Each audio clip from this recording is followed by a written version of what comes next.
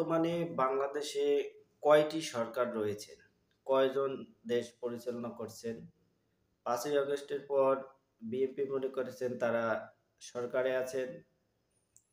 এইদিকে বিএনপির এই আনন্দ দেখে জামাতও মনে মনে ভাবতেছেন তারাও ক্ষমতায় আসতেছেন।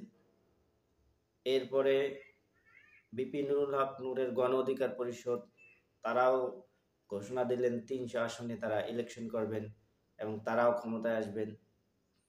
এরপরে জাতীয় পার্টি, যেহেতু আওয়ামী লীগ নেই, মাঠ একটু ফাঁকা আছে, তারাও মনে মনে ভাবলেন যে এই ফাঁকে যদি আমরাও ক্ষমতায় যেতে পারি। তারা এই ভেবে একটি সমাবেশ দিয়ে আবার গর্তে ঢুকে পড়লেন।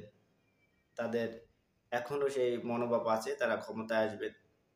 এরপরে ছোট ছোট রাজনৈতিক দল রয়েছে, ইসলামী আন্দোলন, হেফাজতে ইসলাম, তারা হয়তো প্রকাশ্যে না বললেও তাদের যারা সমর্থক রয়েছেন, কর্মী রয়েছেন, তারা ভাবতেছেন যে হাত পাখা মাকড়া ফয়জুল করিম তিনি ক্ষমতায় আসবেন। যেহেতু সব দলে দুর্নীতি করে, ইসলামী দলগুলোর উপরে মানুষ আস্থা রাখতে পারে, তারাও মনে করতেছেন আমরা ক্ষমতায় আসব।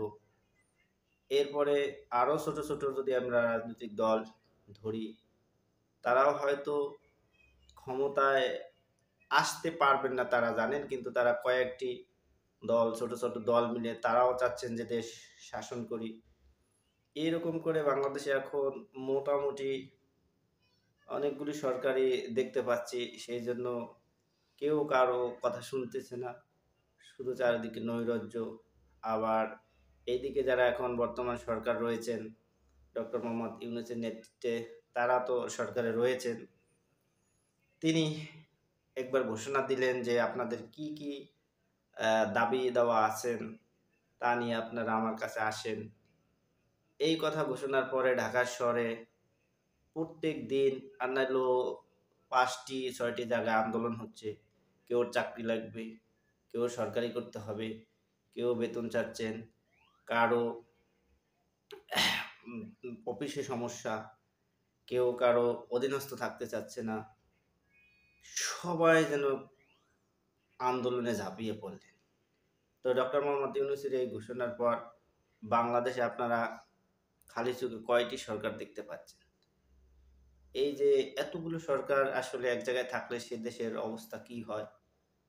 যে দেশে এতগুলো সরকার এখন ক্ষমতায়, তাহলে তো এক সরকার আরেক সরকারকে দেখতে পারবেন, এটাই স্বাভাবিক। রাজনৈতিক ক্ষেত্রে যা হয়, প্রতিপক্ষ থাকে, যিনি সভাপতি থাকেন তার একটি গ্রুপ, সেক্রেটারি একটি গ্রুপ, এখন অনেকগুলো সরকার, সেহেতু অনেকগুলো গ্রুপ হচ্ছে। তো একজন এক এক দাবি জানাচ্ছেন, কারো দাবির সাথে কারো মিলছে না, সেই কারণে সব জায়গায় নৈরাজ্য হচ্ছে। এই যে বাংলাদেশের সরকার আর সরকার সবাই এই গণঅভ্যুত্থানের যে একটি মানুষের আশা আকাঙ্ক্ষা ছিল বাংলাদেশ দুর্নীতিমুক্ত হবে, ভালো চলবে, সিন্ডিকেট থাকবে না, কিন্তু এই এত সরকার, এই সরকারের চাপে আসলে সাধারণ জনগণ অতিষ্ঠ হয়ে যাচ্ছেন।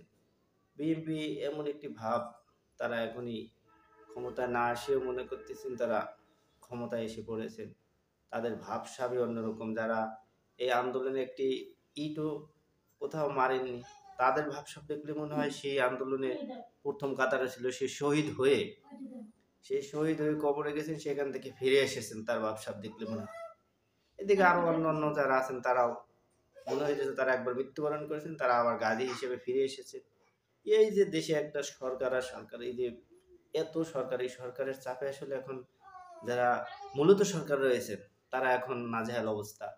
ডক্টর মোহাম্মদ ইউনূসের যে সরকার, তাদের এখন অবস্থা খারাপ, কারণ এতগুলো সরকার তো আসলে দেশে